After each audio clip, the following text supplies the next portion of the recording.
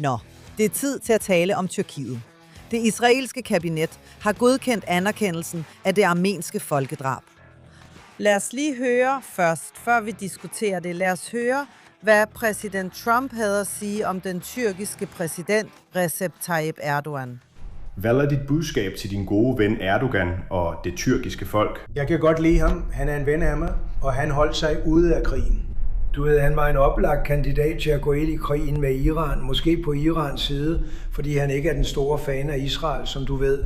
Og jeg bad ham om at holde sig ude. Han holdt sig ude. Erdogan er en stor leder, meget stærk person, har et stærkt militær.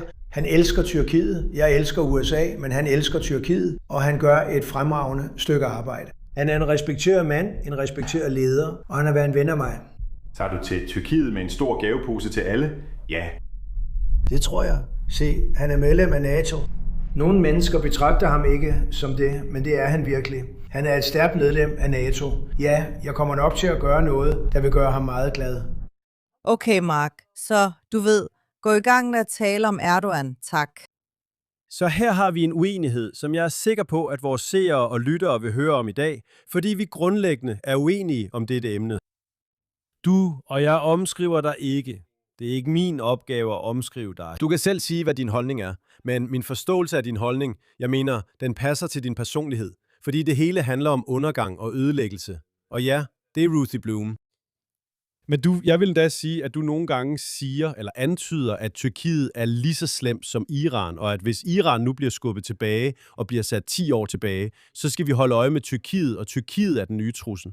Og Tyrkiet er det muslimske broderskab, og Tyrkiet støtter terror, og Tyrkiet støtter Hamas. Tyrkiet kontrollerer nu Syrien, som nu styres af en tidligere jihadist, ja, hr. Bashar, og Tyrkiet er slem, og tilføjer endnu en slem, og det vil stadig ikke være nok for dig.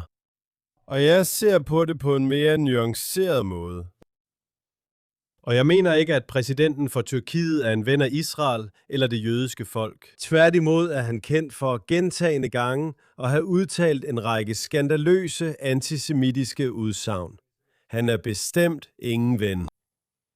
Men jeg tror ikke, han er der, hvor iranerne er. Og det er her, jeg vil skelne. Han er ikke en ven, men han er ikke den samme slags fjende. Og jeg vil bare give dig 2 meget korte eksempler. En måned før den 7. oktober 2023 mødtes han med premierminister Netanyahu i FN. De havde et møde mellem den tyrkiske præsident og den israelske premierminister. Iranere, Hamas, Hizbollah ville aldrig mødes med israelere.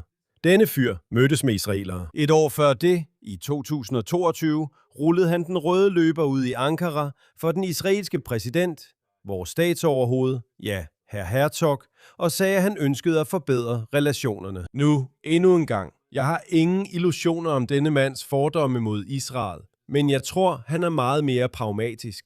Jeg vil give dig et eksempel. Theodor Herzl, grundlæggeren af den zionistiske bevægelse, mødtes med kabinetsmedlemmer i den tsaristiske regering for at fremme zionistiske interesser. Han mødtes med den tyske kejser, Wilhelm II, som også var antisemit. Men man kunne, Herzl håbede, at vi kunne få disse folk til at gøre ting, der måske også kunne have hjulpet os. Så uden at have nogen illusioner, ikke? Jeg var for, at Netanyahu mødtes med ham. Jeg var for Herzogs besøg. Jeg ved, hvem denne mand er, men jeg synes ikke, han er ayatollahen. Jeg synes, han er mere som zaren. Han vil genoprette det osmanniske rige. Han vil være den øverste leder i Mellemøsten, ikke? Det forstår jeg. Men vi er stærke. Vi vil tale til ham fra en position af styrke. Vi vil lave aftaler, og vi vil forstå, at han ikke har vores interesser for øje, men vi kan teoretisk set finde, hvilket man ikke kan med Iran, vi kan finde en modus vivendi med denne mand. Okay, så først og fremmest vil jeg bare lige rette en lille ting. Det er ikke sådan, at jeg sagde, at han er som Iran. Jeg sagde, at han er ond, og du sagde, nå, ond. Så langt vil jeg ikke gå. Men det vil jeg. Det her er en fyr, som, ja, du nævnte lige forholdet til Israel. Det er småting i en 20 eller 30 år lang historie. En meget lang historie, hvor Israel sagde, at vi er nødt til at bevare forholdet til Tyrkiet. Først og fremmest, før Erdogans magtovertagelse, altså hans parti, som han nægter er et islamistisk parti, men pyt nu med det, ikke? Han giver husly til Hamas. Han sendte flotiljer afsted for at bryde Gaza-blokaden. Han kalder Netanyahu for en nazist. Gennem årene stormede han endda ud af et møde med Shimon Peres, herr fred i Mellemøsten. Okay, fyren er antisemit, han er fjendtlig over for Israel, og han elsker terrorister. Og han slår hårdt ned på al opposition i sit eget land, da han smider dem i fængsel. Han er en af de værste i verden, når det gælder om at fængsle journalister. Okay, så gennem alle disse år får vi at vide, at det handler om interesser. Vi har brug for tyrkisk luftrum. Vi har brug for det ene, vi har brug for det andet. Men ved du hvad? Efter 7. oktober har vi ikke brug for ham. Lad mig sige dig, jeg var meget vred, da Netanyahu gik med til præsident Obamas pres. Netanyahu og Obama stod på landingsbanen i Ben Gurion-lufthavnen for år tilbage. Dette var 3 år efter Mavi Marmara-hændelsen, som tilskrives Israel. Israel dræbte 10 tyrkiske civile. Virkelig? Da Mavi Marmara var aktiv. Nej, jeg ved, at en 10. døde senere. Okay, det var 10. At Mavi Marmara blev sendt, ligesom flåderne i dag, for at bryde en blokade, og ombord var der tonsvis af våben. Og folkene ombord, da israelske soldater gik ombord for at stoppe det, begyndte de at smide soldaterne over bord. Så ja, de var nødt til at skyde. Men ideen om, at vi bare gik hen og dræbte alle disse stakkels tyrkere, er latterlig. Og så tvang Obama Netanyahu til at ringe til Erdogan, mens de stod på landingsbanen. Han rakte ham sin telefon og sagde, du ringer op og undskylder til Erdogan for Mavi Marmara-hændelsen. Og Netanyahu gjorde det, fordi han er en pragmatiker. Netanyahu er en pragmatiker. Erdogan, ham vil jeg ikke kalde en pragmatiker. Jeg kalder Netanyahu en pragmatiker, som indså, at han ikke kunne gå imod Obama, så han gjorde det. Og ikke nok med, at han gjorde det, men han måtte også betale millioner af dollars i erstatning til de onde. Jeg vil ikke sige ordet, fordi en af dem, der kommenterer hos os, sagde, at jeg ikke skulle bande i radioen. Så det gør jeg ikke. Men her er, hvad jeg vil fortælle dig. Lad os nu lige tale et øjeblik om timingen af vores, før vi kommer til folkedrabet. Jeg vil gerne svare direkte på det. Okay. Bear, fortsæt. Og vi skal tale om folkedrab. Hey, du vil gerne. Men det første, jeg tror ikke på, at Netanyahu blev tvunget af Obama til at gøre det. Jeg troede, at Netanyahu mente, at det gennem amerikansk indgriben var muligt at forsøge at genstarte de tyrkisk-israelske relationer på en bedre kurs for at få dem ud af grøften. Og det er rigtigt, at der efter den udtalelse var en lille forbedring. Og jeg synes, Netanyahu traf det rigtige valg set fra et israelsk perspektiv. Han gjorde det ikke kun, fordi Obama vred armen om på ham.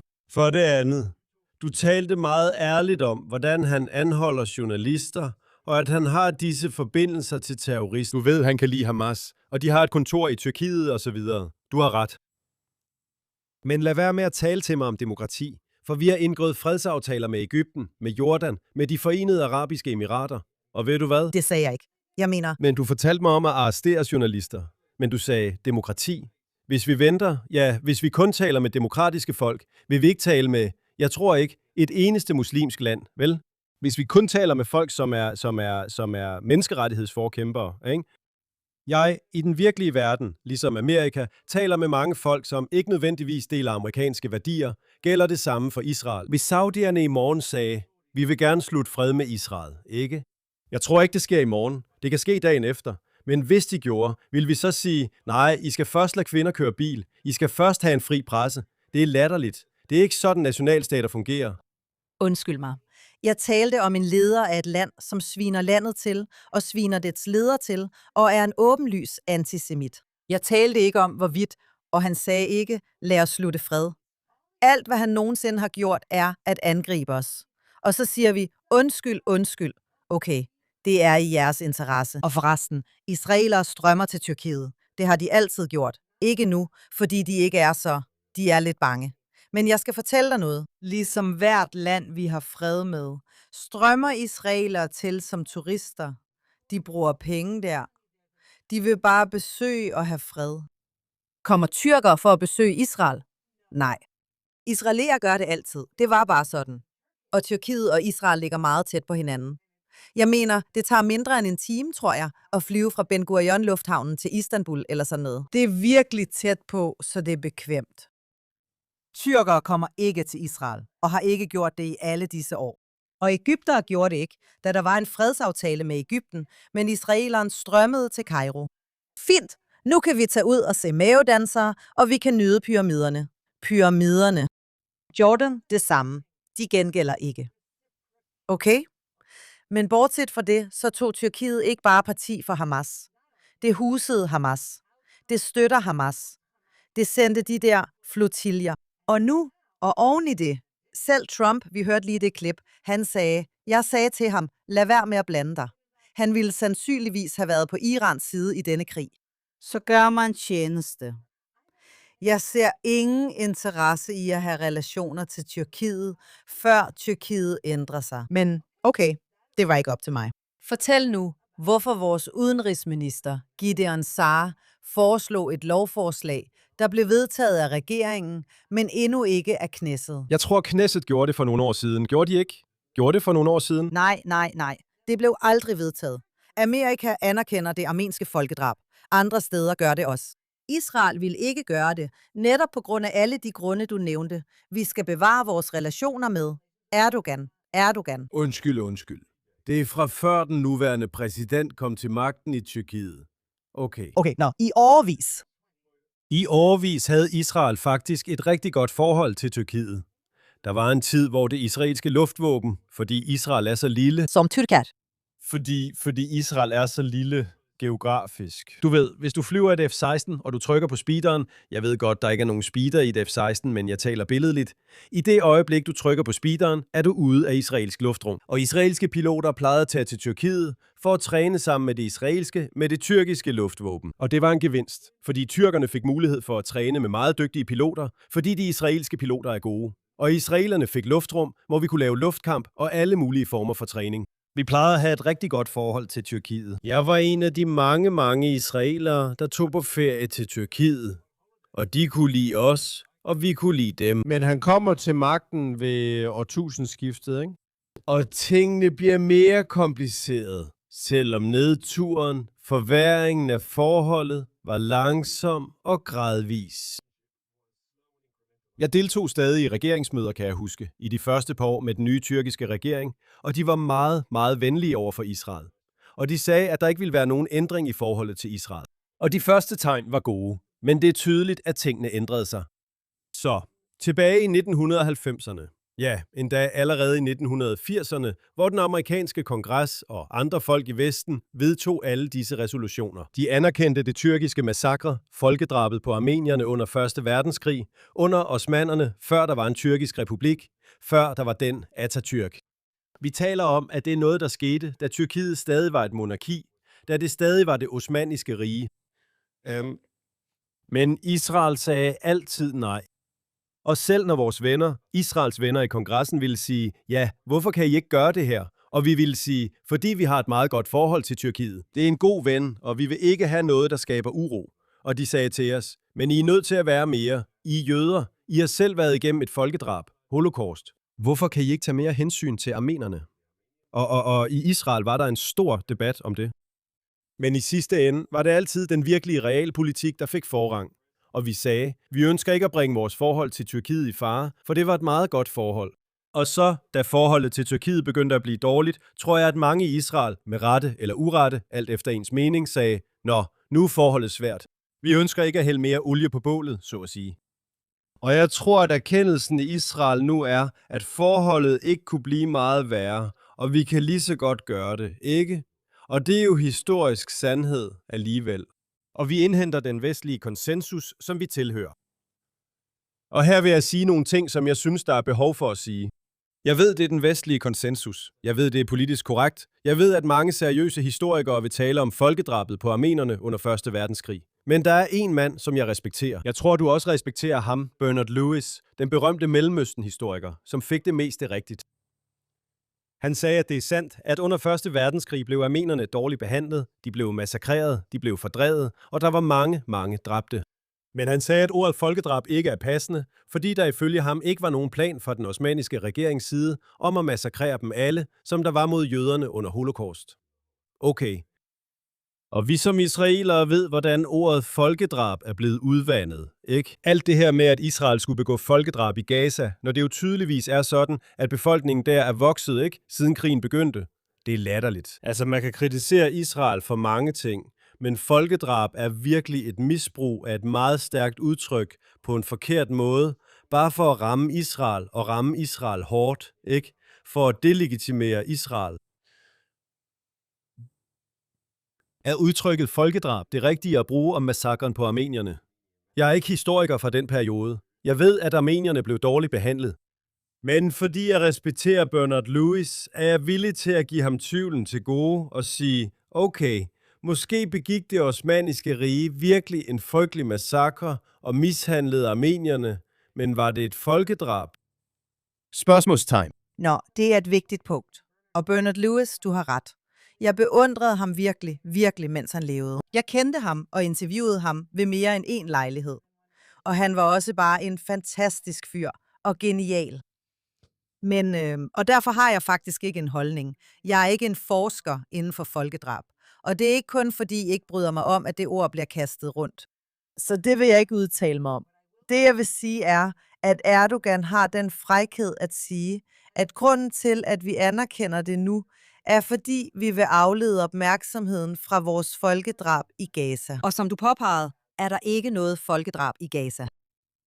Udover det ved vi, at Erdogan nu, hans mål er at blive den næste kejser af det osmanniske rige. Han er som en neo-osmand nu. Som du sagde, har han til hensigt at overtage Syrien. Han har planer.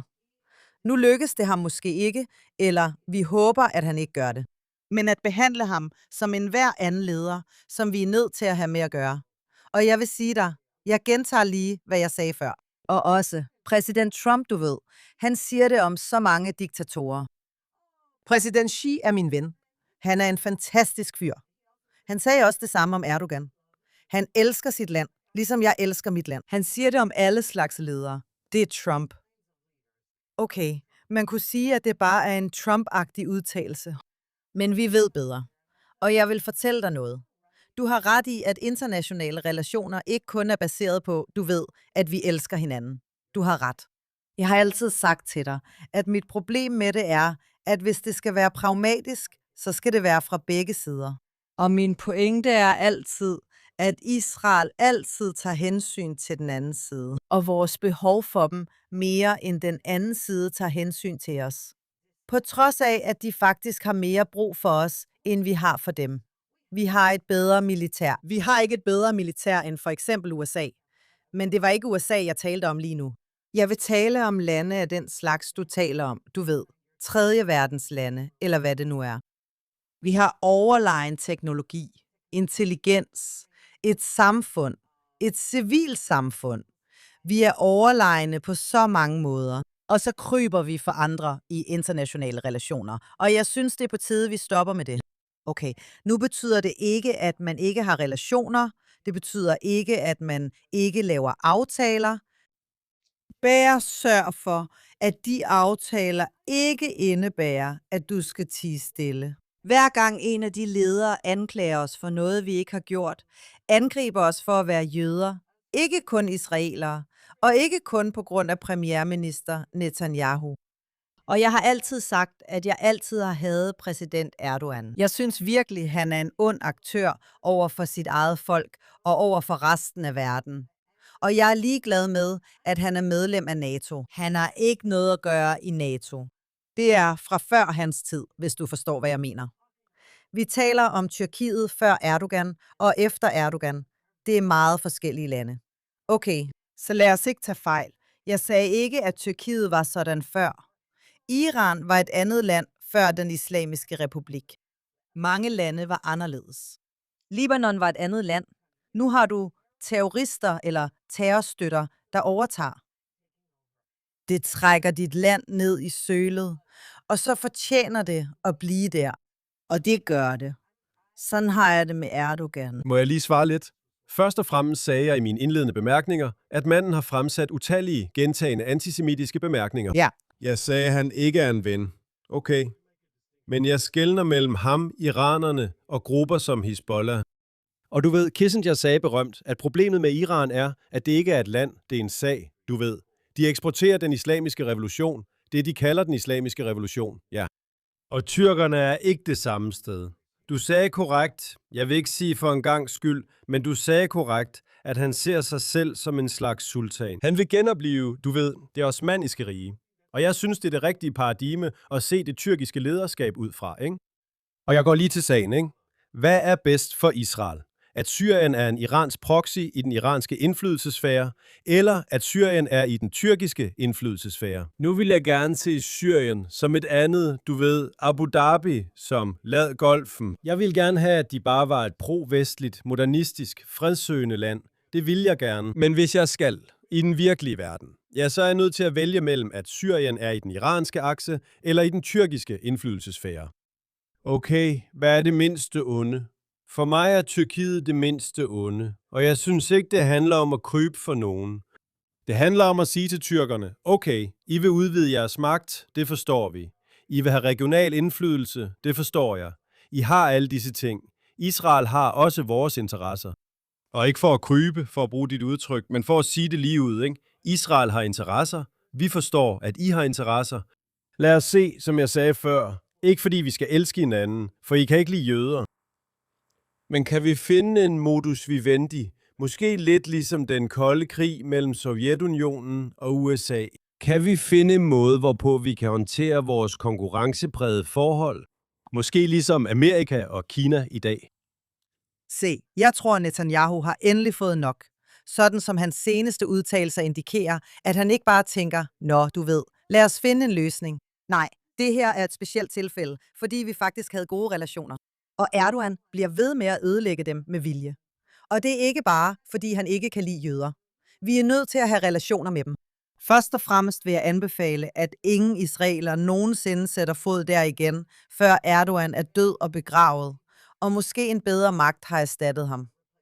Okay, men bortset fra det, selv Trump sagde, at Erdogan ville have taget Irans parti, hvis han havde grebet ind i krigen. Han ville have taget Irans parti. Når du siger, du ved, at der er mindre onder, så er det sandt. Der er mindre onder. Jeg kan bare ikke lide at sætte Kina i den kategori, fordi Kina holder meget nøje øje med, hvordan USA håndterer Iran. Og det er, du ved, Kina er også en ond aktør, en ond indflydelse i verden. Og her er sagen. Sådan ser jeg på det. Jeg ved, du siger, nå, du ved, jeg vil foretrække dette frem for dette. Mit synspunkt er, at når du skal vælge mellem Boston-kvæleren og Jack the Ripper, så afhænger det vel af, om du ikke vil dø en blodig død, fordi kvæleren bare kvæler dig, og Jack the Ripper stikker dig ihjel. Så det er sådan, jeg ser på det, og jeg siger, at vi skal holde fast, vi skal være årvågne. Og vågenheden handler ikke kun om, og jeg siger ikke, at vi altid skal gå i krig, men tag ikke fejl. Jeg synes, du lever i en slags fantasiverden, når det gælder diplomati. Vi har set, at diplomati kun virker, når den anden side ved, at du vil banke dem sønder og sammen. Så jeg er ikke uenig. Altså, jeg accepterer ikke din formulering. Jeg synes ikke, jeg lever i en fantasiverden. Jeg synes, jeg lever i en virkelig verden, hvor man nogle gange er nødt til at arbejde sammen med folk, man ikke kan lide. Nogle gange er du nødt til at arbejde sammen med folk, du ikke deler værdier med. Nogle gange er du nødt til at arbejde sammen med folk, der ikke kan lide dig, ikke? Men af nødvendighed finder man en måde at arbejde sammen på. Men det, du siger nu, det passer ind i, du ved, Ruthie Bloom. Jeg gør det for anden gang i dag, jeg undskylder. Ild og svovl. Ja, det er rigtigt. Dommedag og mørke. Jeg vil gerne fortælle dig, og nu skifter jeg emnet til Libanon, som vi er nødt til at diskutere, før vi slutter. Men jeg mener, alle her var meget, og du især, var meget negativ omkring det, der foregik, og tingene ser forfærdelige ud. Og jeg vil give dig 2 grunde til at se op, ikke?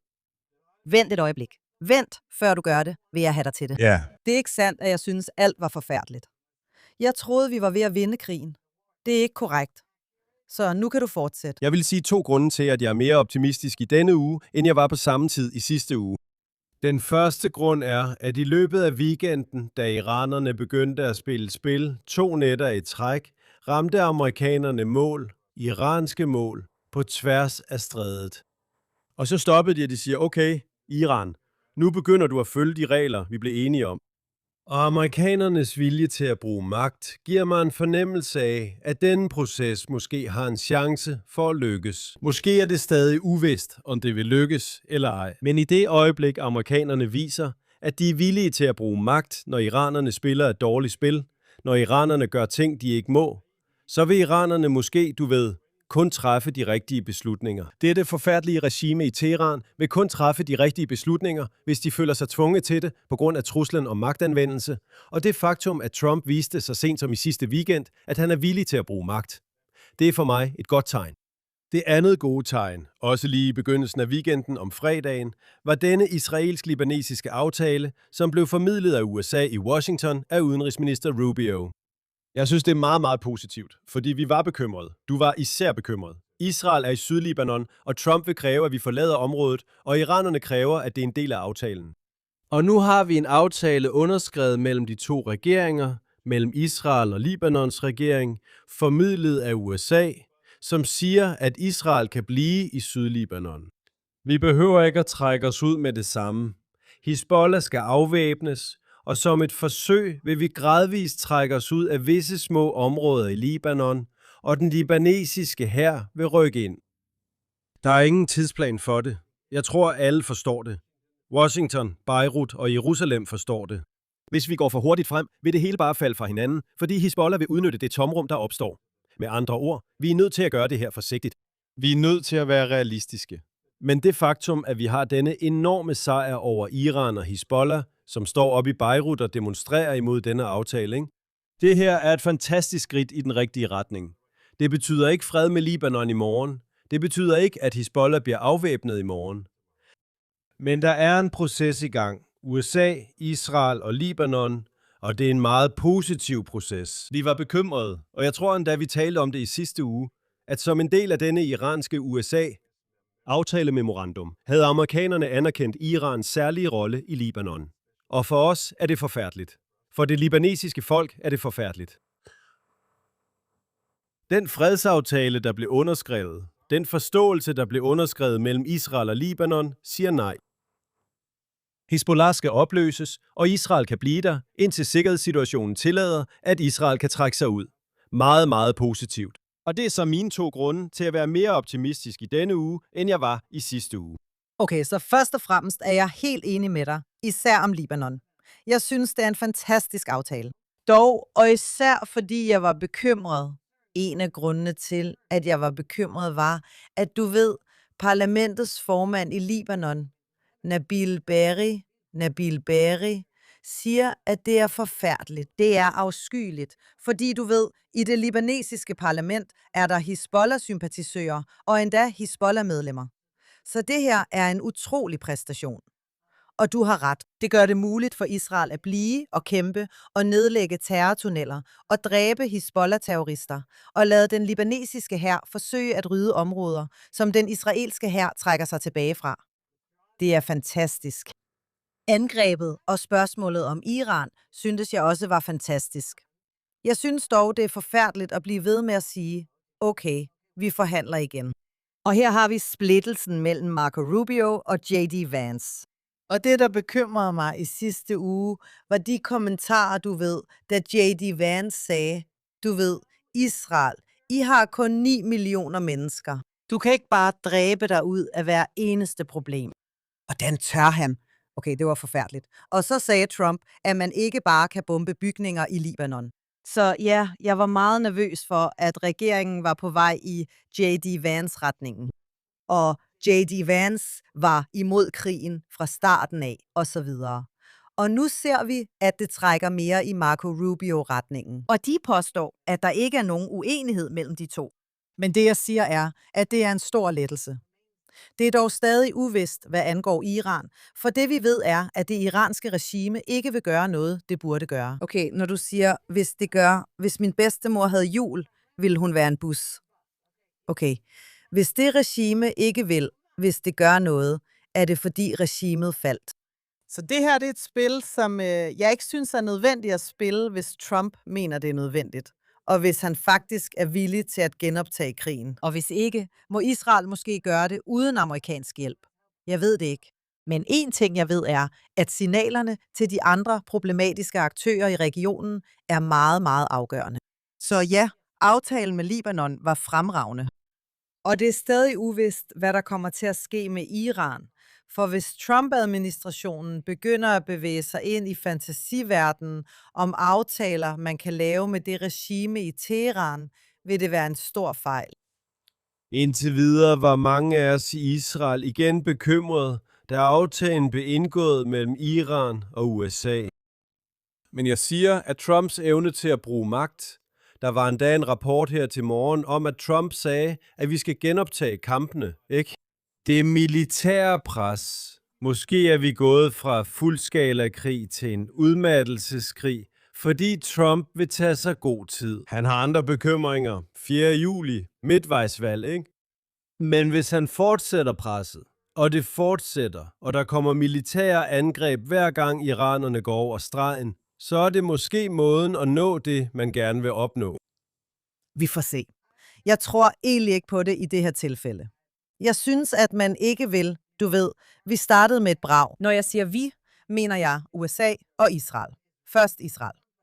Jeg ved, at Trump godt kan lide at tage æren for det hele, men faktisk var det os, der lavede det hårde arbejde. Og så kom det amerikanske luftvåben ind på spektakulær vis, osv. Og i begge tilfælde var det de var fantastiske fælles operationer. Ingen tvivl om det. Så for ligesom at ende lidt tamt, og når du siger en udmattelseskrig, så er de altid dårlige. Jeg mener, en af de ting, vi ikke ønsker, vi har så meget erfaring med det, med udmattelseskrige, og det der med at gå ind og holde dem nede igen og igen, ligesom vi gjorde i Gaza, og vi endte med 7. oktober. Så jeg har ikke de store forhåbninger til det. Og jeg håber, at Trump vågner op. Se, det er ikke et spørgsmål om timing. Det er ikke fordi, jeg synes, at præsident Trump i morgen skal erklære krig, du ved, en fuldskala krig igen. Det, jeg siger, handler ikke om timing, men om selve konceptet. Nemlig, at det regime aldrig kommer til at gøre, hvad du ønsker. Og hvis der bliver underskrevet noget som helst papir, vil det være meget, meget dårligt. For alt, hvad de underskriver, vil de for det første ikke overholde. Men alt, de overhovedet går med til at underskrive, er allerede noget, som hverken USA eller Israel kan acceptere. Og derfor vil det blive en meget dårlig dag. Så det er det, jeg siger. Jeg er villig til at være tålmodig med det. Men det, der skræmmer mig, er enhver form for diplomati med det regime. Det kan man ikke have. Og det samme, hør her, Sovjet, du ved, Bernard Lewis var den, der sagde, nu hvor vi allerede har nævnt ham, at grunden til den vanvittige, gensidigt sikrede ødelæggelse mellem USA og Sovjetunionen var, de havde begge atomvåben, og de var rettet mod hinanden. Så ingen af parterne ville gøre noget. Han sagde, at med det iranske regime kan man ikke have det, fordi de er islamistiske ideologer, og de er villige til at begå selvmord og gå hele vejen, og de er toldere. Derfor kan man ikke sammenligne. Der er ikke nogen gensidigt sikret ødelæggelse med dem. Bare fortsæt. Det går nok. Som vi har set, er de glade for at dræbe deres egne folk, det regime, og de vil dræbe alle andre, hvis de bliver nødt til det. Det er ikke det samme. Sovjetunionen, så ond som den var, ønskede ikke at begå selvmord. Den troede ikke på at komme i himlen og få 72 jomfruer, eller hvad det nu var. Så det er en kæmpe, kæmpe forskel. Og det er grunden til, at Iran aldrig må få, og aldrig vil få, hvis Israel har noget at skulle have sagt, et atomvåben. Lad mig bare afslutte med at sige følgende. Nogle gange, du ved, jeg kaldte dig dommedags og sortsyns Rudy Bloom, og du kaldte mig en naiv person, der tror på diplomati. Jeg vil gerne præcisere min holdning og bare sige, at jeg mener, især når man har med folk som iranerne og endda tyrkerne at gøre. Hvem var det berømte amerikaner, der sagde, bær en stor kæp, ikke? Der er et ord, eller det. Tal sagte og bær en. Der er et begreb, der hedder tvangsdiplomati. Og den strategi, Trump taler om, ikke? Og jeg tror ikke, at Trump har nogen illusioner om iranerne. Du ved, han kan sige, at de er moderate ledere, men jeg tror ikke, han tror på det et øjeblik, vel? Han ved præcis, hvem han har med at gøre. Jeg tror, du lægger pres på dem. Du har en stor kæp. Du slår til dem en gang imellem, som han gjorde i weekenden, ikke? Og du siger, hvis du vil ud af det her, ikke? Så skal du gå med til. og opgive dit atomprogram. Og du er skeptisk, og jeg er ikke sikker på, at det er muligt. Alt jeg siger er, at jeg kan se en strategi her. Jeg tror, at langsigtet pres på Iran over de næste, 2,5 år, indtil Trump forlader Det Hvide Hus, det har en chance for at virke. Og med det er vi færdige for i dag, er vi ikke, Bruce? Vi er færdige, men lige én ting mere. Faktisk sagde J.D. Vance, at måske kan de beholde noget af deres uran og nogle af de ballistiske missiler. Det er, du siger jo, så længe. Men i det øjeblik, de begynder at tale sådan, så ved du, at vi er i problemer. Så lad os se. Forhåbentlig sker det, du siger. Og du har ret. Vi løb tør for tid. Og vi løb tør for tid til at tale om israelsk politik. Hvilket egentlig er meget godt, for hvem kan holde det ud? Så vi taler sammen i næste uge. Det ser jeg frem til.